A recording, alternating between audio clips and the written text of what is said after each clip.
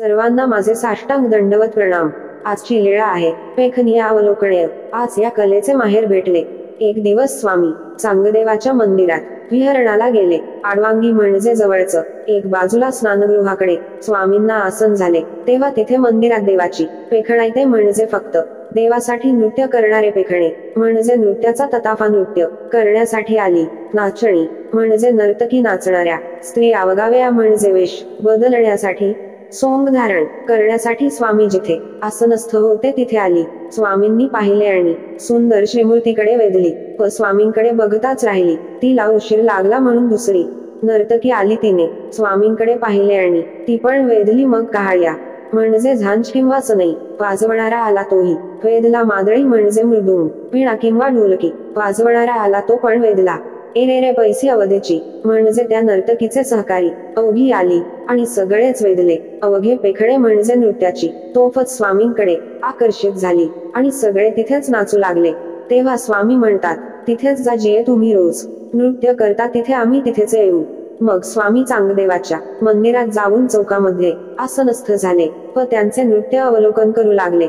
तेव्हा मांदळिया म्हणजे मृदुंग वाजविणारा, कहाळ्या म्हणजे झांज वाजविणारा, वंशकरू म्हणजे परंपरेने वाजविणारा, चाकीकरू म्हणजे लोखंडाची गोल रिंग व तिला लावलेल्या टाळासारखे वर्तुळाकार वाद्य, आळती करू म्हणजे आलाप घेऊन गायन करणाऱ्याच्या मागे म्हणणारे, अशा प्रकारे जे जयाचे अंते तो दाखवी म्हणजे ज्याला जी कला अवगत होती तो त्या कलेचे प्रकार स्वामींना दाखवित असे आणि ते पाहून स्वामी त्या कलेवर तोषत असत आणि स्वामी प्रसन्न पाहून संतुष्ट झालेले पाहून त्या कलाकारांना सुख होत असे। नाचणी नाचत असताना ते ताळासी चुकली म्हणजे ताल घेत असताना चुकली, तेव्हा स्वामी मूर्खी म्हणजे गाल्यातल्या गालात, गदगदा म्हणजे शरीराचे आठही अंग हलेल अशा पद्धतीने हसणे असे स्वामी हसताच त्या नाचणारीच्या आपण चुकलो हे लक्षात आले आणि ती स्वामींना म्हणते, जाणेविन म्हणजे जाणकाराशिवाय कला माळवलिया म्हणजे लुप्त झाल्या, जाणकाराविण पोरटिया म्हणजे निराधार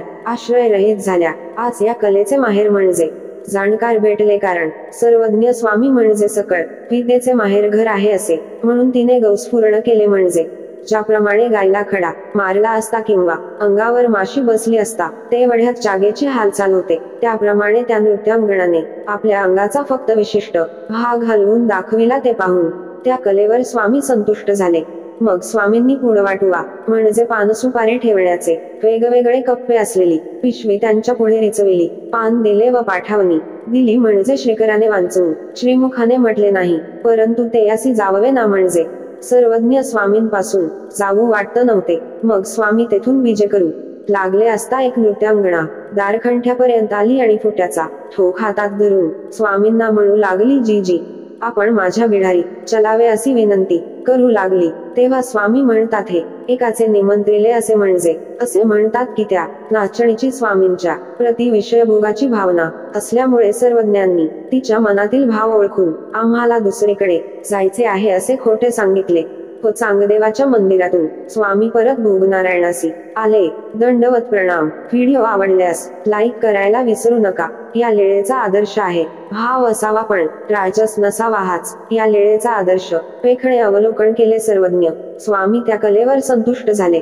नर्तकी नाचत असताना चुकलेला ताल लक्षात आणून दिला, अशीच आपली सुद्धा सर्वज्ञ स्वामींना कळण आली पाहिजे। ज्ञानग्रहण करत असताना चूक झाली असता सकळ विद्येचे माहेर असलेल्या सर्वज्ञांनी आपलीही चूक लक्षात आणून द्यावी। चुका या घडतच असतात, पण झालेली चूक सुधारण्यासाठी चुका सांगणारे चुका सुहृद व हितकारक जीवनामध्ये लाभले पाहिजे व ते लाभण्यासाठी आपणही सदैव प्रयत्न करावा व राजस भाव ठेवला तर सर्वज्ञ स्वामी त्या घरी येत नाही व त्या जीवाचे काहीच स्वीकारत नाही, म्हणून सात्विक भाव असावा हाच आदर्श।